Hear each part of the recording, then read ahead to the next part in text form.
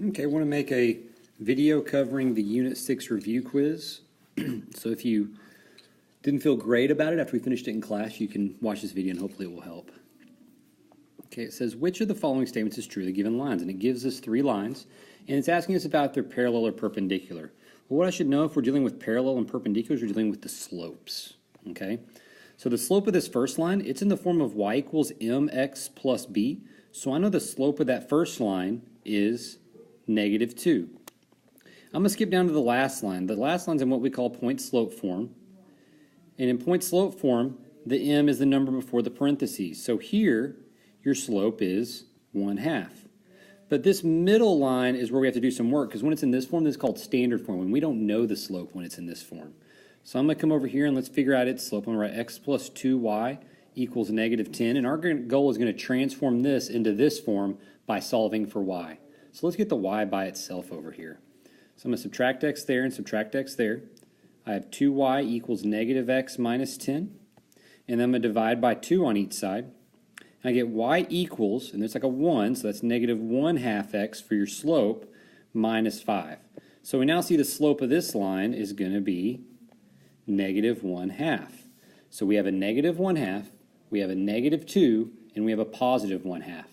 Well, for any 2 lines to be parallel, they have the same slope. So I don't see any 2 lines that have the same slope. That one's a negative and that one's a positive, so those are not the same. So I'm going to eliminate those first 2 answer choices. And then we're perpendicular if the slopes are opposite reciprocals. So for example, if I have a slope of -2, the opposite means I would have to change the sign to a positive, and the reciprocal means I flip it. So if I have a line with one with a slope of -2 and one with a slope of +1/2, I know those would be perpendicular. So I see right here, I have a slope of -2. I have a slope of +1/2. So for these, lines A and line C are going to be perpendicular. So the answer is C. On the next one, write the equation line that is perpendicular to the y-axis and passes through this point. I'm not going to go through all of the ins and outs of this question, but I know that if I draw a coordinate plane, this is your y-axis that goes here. We're writing the equation line that goes through a point 1, 2, 3, 4, 1, 2, 3, 4, 5. So we have the point 4, 5. Okay? This is perpendicular to the y-axis.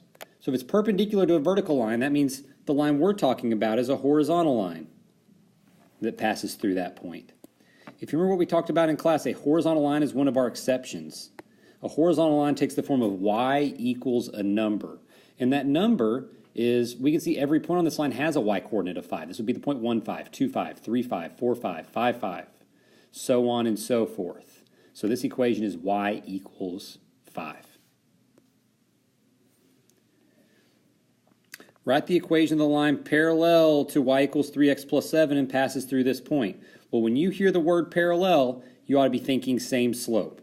So I'm going to start with my point slope form on a problem like this. And we see the slope of our original line is 3. That means the slope of our new line is going to be 3. So I'm going to have y minus y1 equals my slope times x minus x1. Well, first off, that line has a slope of 1/3. That line has a slope of -1/3. So even if I don't know how to do any algebra, we've got it down to a 50-50. I'm going to take my point. This point right here is an x1 and a y1. So I'm just going to substitute it in. We have y minus y1 equals your slope times x minus x1. Since we're subtracting a -2, that's going to become +2. Now I just got to solve for y to put it in this form, so I'm going to distribute.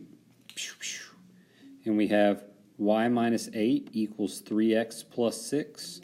My last step is to get that 8 out of there by isolating the y.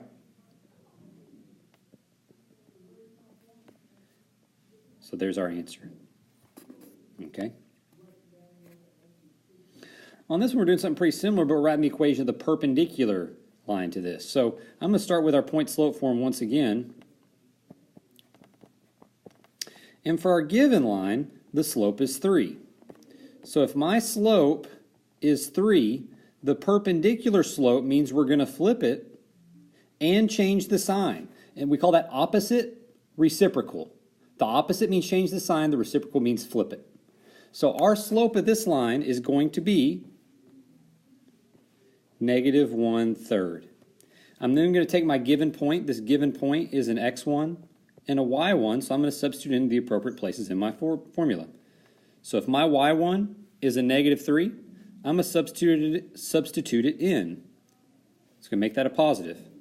If my x1 is a negative 6, I'm going to substitute it in. It's going to make that positive.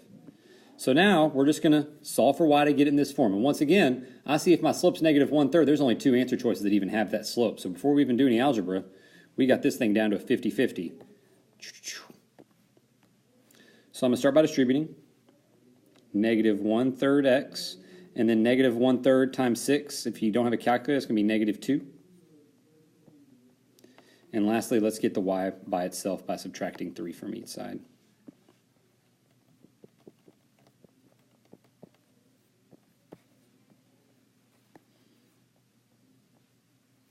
And there's your answer. Which graph shows a solution to this inequality? Well, before we really know what the inequality looks like, I need to put this into slope-intercept form. That means I'm going to solve for y. So if I have x plus 2y is less than 5, we're going to try to solve for this y right here. So my first step is I'm going to subtract x from each side.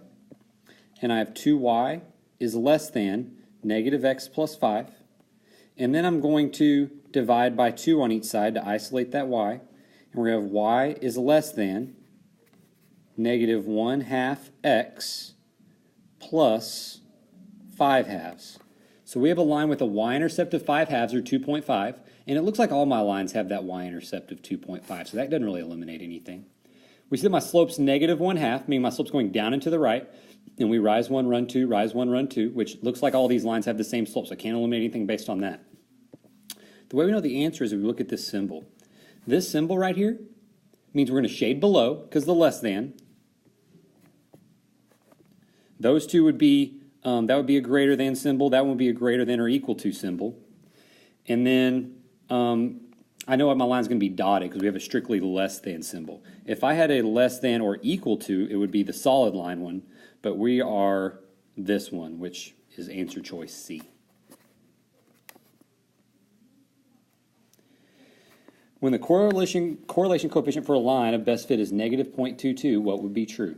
Well, if you remember what we talked about during class, we know that our correlation coefficient goes from negative 1 to positive 1, negative 1 to positive 1, and then it gets stronger as you get closer to either one of those.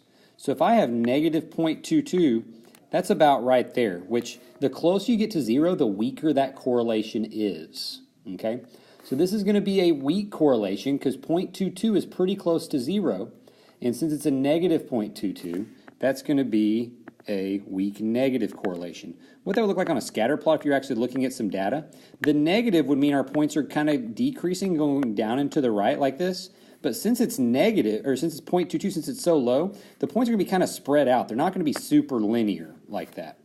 If you had a strong negative correlation, like a negative 0.8, it would be much closer to linear and the points would be much closer together. So this would be like maybe a negative 0.8, and this one might be a negative 0.22, just for reference. But the answer is C to that one.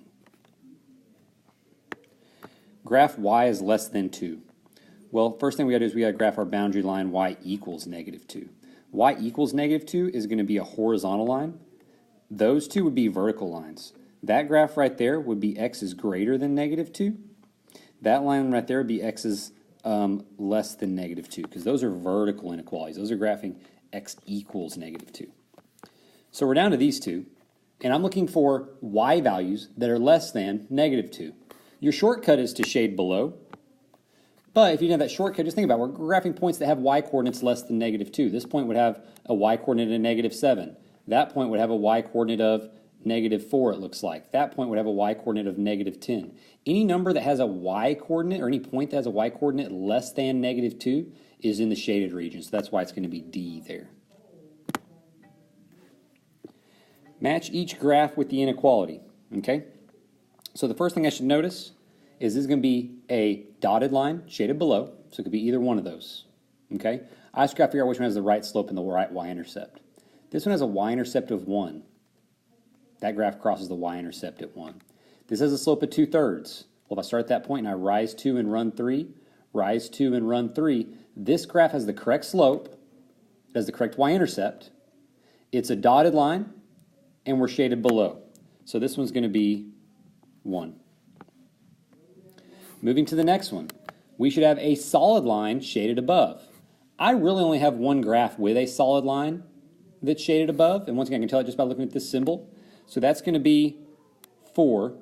But a way to double check is the y-intercept is 1/2, check, and the slope's -5/2. So if I start at this point and I rise 5 and run 2, we're back on the line. So this graph has the right y-intercept, it has the right slope, it's a solid line, and we're shaded above it. Next, let's look here. Y is less than or equal to -3/2 x minus 2. We should have a solid line, because we're equal to, and we should be shaded below. We only have one solid line that's shaded below, so it's going to be this one. But just to double check, our y-intercept is -2. That y-intercept is -2. Our slope is -3/2. Well, if I start at one point, I rise 3, run 2. Rise 3, run 2, and we're back on the line. So this graph right here is going to match graph 2. And we know by process of elimination that 3 is going to be right here, but let's double check it to make sure. I know that I'm going to have a dotted line, because there's nowhere equal to, and we're going to be shaded below. Well, check. I'm going to have a y-intercept of -9/4, which you had a calculator, would be about -2.25. Check. And your slope's a +3/4. So from any point, I'm going to rise 3 and run 4, rise 3 and run 4. So this graph has the correct y-intercept, the correct slope, it's a dotted line, and we're shaded below it. This is the last question. It says, write the inequality for this graph. Well, our inequality is going to take the form of y equals mx plus b. And let's just fill in the blanks. Our b is the y-intercept. The y-intercept of this graph is a -3, -1, -2, -3. So I'm going to replace my b with a -3. And let's go color-coded for this. -3 for that point. My m is going to be the slope. Well, from any point I can rise 1 and run 2, rise 1 and run 2, rise 1 and run 2. So from any point, and I'll kind of draw that, rise 1, run 2, rise 1, run 2, rise 1, run 2. And since that graph's going down and to the right, our slope is actually going to be a -1/2. Now, what we currently have the equation for is we have the equation for this line, okay? But this is an inequality because of the shading. We have a solid line, and we're shaded below. And once again, I'll try to be color-coded here. I'm running out of colors. I guess I can do this next part in black. We have a solid line, and we're shaded below. So our graph is y equals -1/2 x minus 3.